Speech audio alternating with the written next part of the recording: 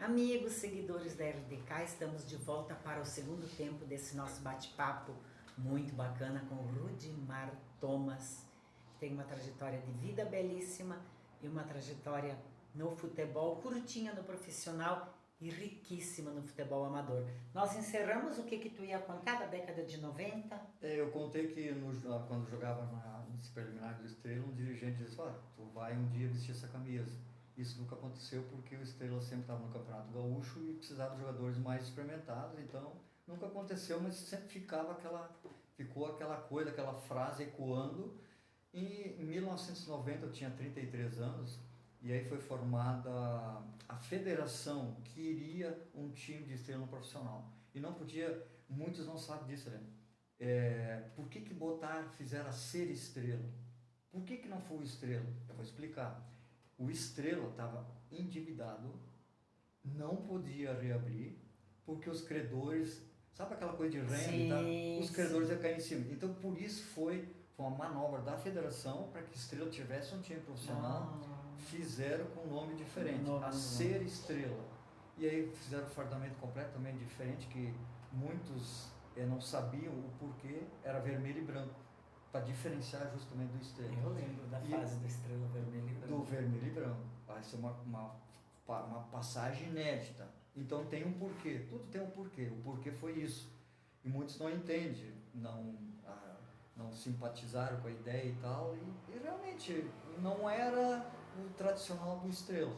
Mas aí em 90 foi criada a Ser Estrela, só abrir esse parênteses para questão de informação do pessoal que acompanha o teu programa.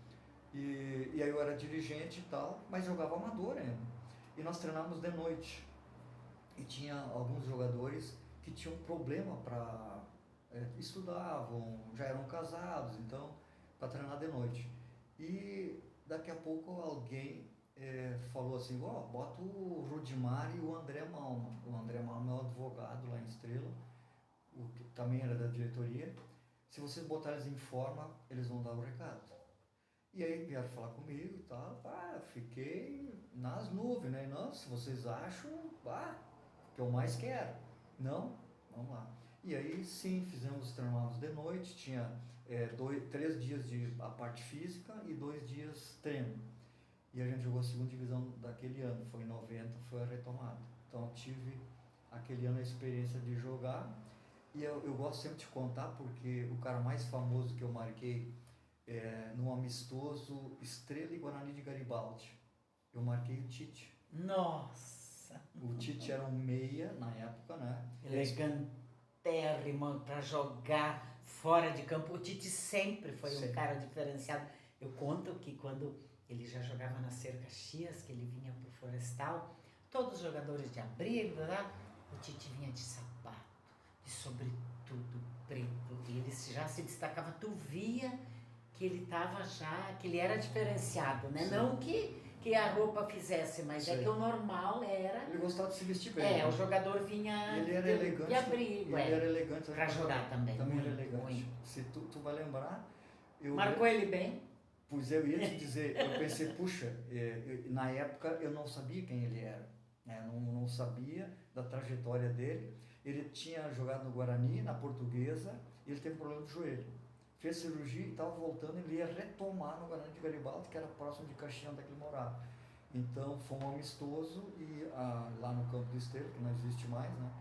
E eu marquei ele, e era ele e o Toninho Ferretti, dois. O Toninho Ferretti era um baixinho que não parava. Coitado quem marcava o Toninho Ferretti. Esse movimentava muito, então eu tinha muita dificuldade, mas uma coisa que eu lembro é que ele matava a bola no peito, ele tinha um domínio com o peito. Ele é alto, né?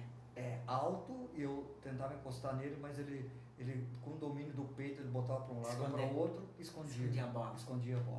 Então, é só contando essa passagem. E deu no que deu, né? Ele marcou o cara que... Então assim, e depois assim, até a história dele, ele tentou retomar, mas não conseguiu, o joelho dele não deixou. E o primeiro time dele, se tu vai olhar lá que ele treinou, foi o Guarani de Garibaldi. Então ele tentou, lá naquele ano, ele tentou, não conseguiu. Ele era formado em educação física, daí ele, parece que naquele ano ficou como operador físico, e no ano seguinte ficou como treinador. E aí seguiu a carreira. É Bom, mas história... retomando, né, em 90 e 91 foram 2 anos da Ser Estrela. 91 não teve, na verdade, foi colocado um presidente que meia contra gosto. Tu sabe que nessas horas o cara que fez a Ser Estrela em 90, que não queria dar continuidade, e meio que ajeitaram alguém lá meio na marra, e aí a coisa não funciona. Foi em 91 e fechou as portas. Então foram 2 anos ali, né? E eu me lembro que um ano a gente beliscou para classificar entre os 8, né? E teve na segunda fase 4 jogadores lajadenses que jogaram conosco lá, para reforçar. Porque na primeira fase era um time, segunda fase... Podia contratar um monte de gente. Eram 4 ou 5. Eu vou lembrar o falecido Alceu Bordignon, que tu Nossa. lembra, que jogava no Lajadense, que é falecido. O Celso Coruja, que também é falecido, infelizmente. Poxa vida, Celcinho. Paulo César, o Eliseu, que era lateral esquerdo. Paulo César, da Serra? O Paulo... o Magrinho? Paulo, isso aí, canhotinho. Canhotinho. Isso. Se eu não me engano, esses 4, não, se teve mais um, e aí nós jogamos e quase conseguimos entrar entre os 8. Então, assim, foi a experiência que eu tive no futebol profissional. Eu sempre digo assim, eu pude ver que o futebol profissional não é glamour. O Nico jogou muito, ele sabe disso. É glamour para alguns. Exatamente. Para uma parcela. Eu queria ver, justamente eu queria ver como é que era o bastidor. E, sabe, foi uma experiência muito legal para dizer que no bastidor as coisas nem sempre são como aparecem, né, em dia de jogo, fardamento bonito, o time entrando. E a gente trabalhando na comunicação também, porque nós somos muito cobrados de cor clubística. Aqui no Rio Grande do Sul, se tu disser que não é gremista ou colorado, tu vai estar inventando, né? Fica à vontade. Uma passagem, agora me lembrando do Chaveco. Em 86, um pouquinho antes, eu estava assim com 26 anos, estava passando uma fase boa, e o Ruger, que era meu colega, jogando no Lajadense, dizia: Rudimar, tá jogando muito bem, por que tu não vai lá no Lajadense? Puxa, mas eu ir lá? Não. Aí o Mariano era meu vizinho, estava treinando, e a gente vinha junto treinar. Goleiro? Goleiro Mariano, falecido. Meu Deus, nós estamos... Sim. E aí eu fiz alguns treinos, até fiz um gol em treino, mas não fui, vamos dizer, observado, porque meu futebol não era vistoso, era mais uma peça de uma engrenagem. E acabei não ficando, né, porque o Lajadense estava na segunda divisão, estava retomando. E o que é mais interessante, depois em 90, foi 86, em 90 eu estava na Ser Estrela, um jogo contra a Guarani de Venâncio Aires. Quem é o treinador? Chaveco. E eu fiz uma baita partida aquele dia. E depois do jogo, eu me lembro, assim, estava minha família lá, 3 emissoras vieram me entrevistar. A Independente, que naquela época fazia, a de Estrela e a de Venâncio. Então, claro, aquilo deu... E depois o Ivan, que jogava lá no Guarani de Venâncio Aires, que também jogou no Lajadense. Ivanzinho? O Ivanzinho. O Ivanzinho disse assim: Rudimar, o Chaveco perguntou quem é aquele número 5 lá de Estrela. Né? Aí eles, porque gostou muito do futebol, tá? Aí eu disse: tu vê, Ivan, como é que é as coisas? Eu treinei lá há 4, 5 anos atrás. Isso é o futebol, ó, gente. Para futebol, quem conhece o futebol, que não conhece o bastidor, essa gurizada toda hoje em dia, então, que sonha ser jogador. O que eu te digo? Não que eu fui um baita um jogador, mas assim, às vezes é uma oportunidade, né? Tu tem que estar no lugar certo, exatamente, na hora certa. É incrível, o futebol tem mas muito. Eu posso dizer assim, eu estou contando isso só, mas não é por mágoa, nada. Para mim tá tudo certo do jeito que foi. Adorei jogar no amador. Ontem a gente foi numa festa lá. Para mim tá tudo certo. E eu tive a oportunidade, Helena, que eu estava te falando, aqueles 2 anos, de conhecer um pouco como é. E aí aquilo ali fez com que eu visse que tudo que eu fiz estava certíssimo, porque no futebol profissional eu não sei se eu me adaptaria. E ele piorou agora, né? Na época ainda tinha precariedade, mas acho que agora, com o calendário, com o que está acontecendo, é bem complicado, porque é muito ilusório, né? Verdade. Tem os que estão lá no topo e 90% está aqui embaixo lutando para sobreviver. Por exemplo, no próximo ano, a divisão de acesso vai ser de agosto a outubro. Eu vi isso, vai começar em agosto. E vai terminar em outubro. Sei. E o jogador faz o quê? No Por isso resto que eles do ano. vão para o Amador está pagando bem, né? Nosso Hoje, Amador aqui é referência, os jogadores maravilhoso. já preferem jogar o Amador do que o profissional. Muitos. E no futebol, porque tu jogaste campo, tu joga salão, não gosta de salão, menos, né? Salão foi uma época, agora já não Salão mais. não mais. Futebol, Mas mini futebol, tu.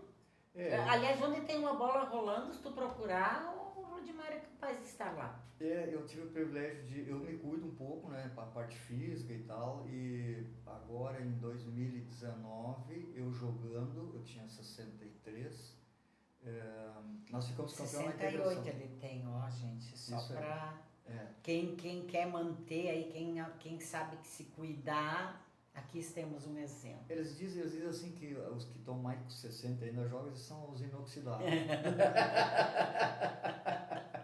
Muito bom. Inoxidável é ótima. Então, em 2019, eu jogando, ainda ficamos campeão da integração, essa integração, a Ouro, nós ficamos campeão, time de estrela, Super 10.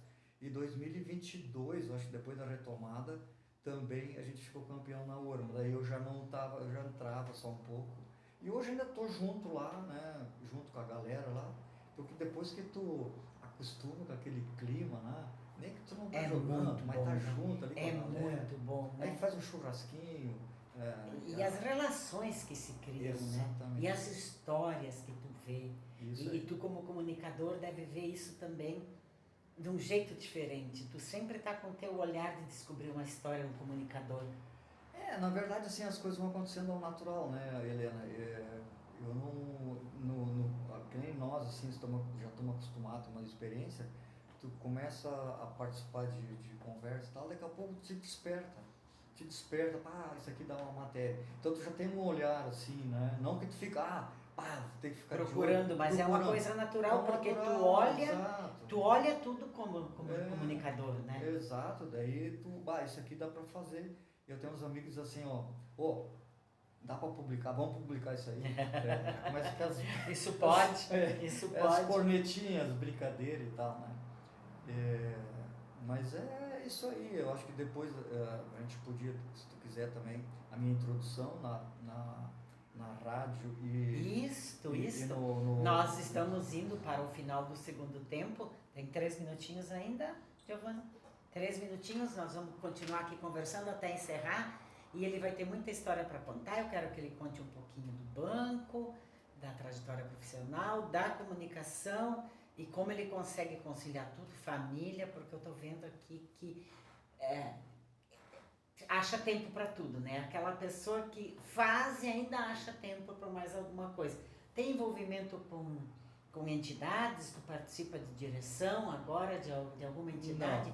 Isso não, Helena. Até em função, vamos dizer, das minhas atividades e tal, né? Então, não sobra tempo, né? Não dá, né? Tu não pode te envolver, tem a família, eu já tenho netos também, Tem né? netos? Eu adoro fazer um churrasquinho para reunir a galera. Então eu já abri mão de algumas coisas. Tem 2 meninas? 2 meninas e 3 netos. 3 netos? Agora vem os guri. É tudo menino? Tudo guri. Eles vão puxar pro vô no futebol? Tem um que quer. Tem um deles que quer. Do meio tá com 15 anos, joga lá com o Beto, na escolinha do Beto Estrela. A hora que o Beto vier jogar aqui, eu vou pedir quem é que é. Sim, o Vicente. Vicente eu acho que já ouvi falar dele, inclusive, porque eles comentam entre eles ali. Sim. Que bacana. Então, até tem umas histórias bem legais, porque ele chegou... Quando terminar o tempo, tu fala. Dá pra continuar? 2 minutos, rapidinho. Isso. Ele chegou um dia pra mim, vô, como é que é ser jogador de futebol? Aí eu peguei ele, levei, na hora, botei uma cadeira na parede e comecei a fazer ele jogar competição. As que ele botava dentro da cadeira, era gol dele, e as que ele errava, era gol da cadeira.